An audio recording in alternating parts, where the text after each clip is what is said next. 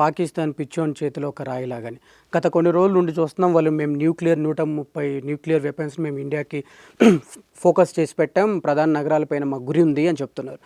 So ఇలాంటి సందర్భంలో ఎటువంటి పొజిషన్ స్టార్ట్ చేసిన ఇండియా మేము ఊరుకోబోం, దానికి గట్టి బదులు ఇస్తామని ముందు నుండే వాళ్ళు చాలా విచిత్రంగా వింతగా వాళ్ళ వైపు నుండి ఆ పాయింట్లు చెప్తున్నారు.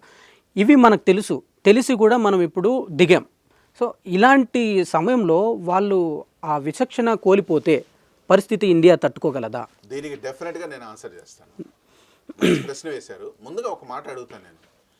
న్యూక్లియర్ అనే పదం భారతదేశంలోని ఏ మంత్రితో సహా ఎవరైనా సరే ఒక్కళ్ళైనా వాడారా?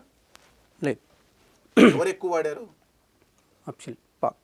అంటే పిచ్చి లక్షణాలు ఉన్నవాడే పిచ్చిగా ప్రవర్తిస్తాడు, భయం లక్షణాలు ఉన్నవాడే వాడి భయాన్ని చూపించుకుంటాడు. అదే సార్, వాడి పోయేదేముంది, వాడు వేస్తాడు, వేసాడే అనుకోండి.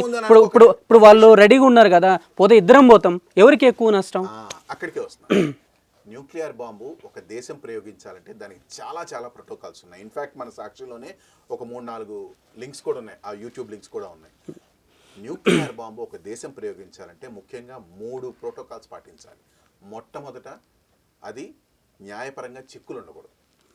రెండోది, ఆ న్యూక్లియర్ బాంబు తయారు చేయడానికి, తీసుకోవడానికి, అసెంబ్లీ చేయడానికి, దాని లాంచ్ ప్యాడ్ తీసుకెళ్ళడానికి మొత్తం ట్రావెల్ చేయాల్సి ఉంటుంది. పాకిస్తాన్ పరిధిలోనే ఒక 1000 కిలోమీటర్ల పరిధిలో ఆ బాంబును తీసుకెళ్లాల్సి ఉంటుంది. అలా తీసుకెళ్తే శాటిలైట్ సెన్సార్స్ అవన్నీ కనుక్కొని ముందుగానే ఇంటర్నేషనల్గా అలర్ట్ చేస్తుంది. ఇంటర్నేషనల్ ఇప్పుడే ఉందండి, సోషల్ మీడియాలో ఎక్కడైనా అలర్ట్ చేస్తుంది.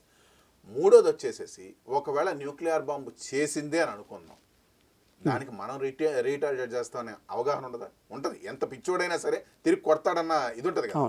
సో కాబట్టి న్యూక్లియర్ బాంబు అనే పదం ఆ పిచ్చోడు వాడిన భయం, వాడికి ఉన్న భయాన్ని వాడు అలా చెప్తున్నాడు. ఎంతసేపు అంతెందుకనండి, ఓ పాకిస్తాన్ మినిస్టర్ ఇంకొక 36 గంటల్లో బాంబు వేసేస్తుంది, నేను చదువుకుంటున్నాను అని అన్నారు. 36 గంటలు అయ్యి దాదాపు 10 రోజులైంది. ఇప్పుడు స్టార్ట్ చేసాం. అది కూడా న్యూక్లియర్ బాంబు కాదు, టెర్రరిస్ట్ స్థావరాల పైన దాడి.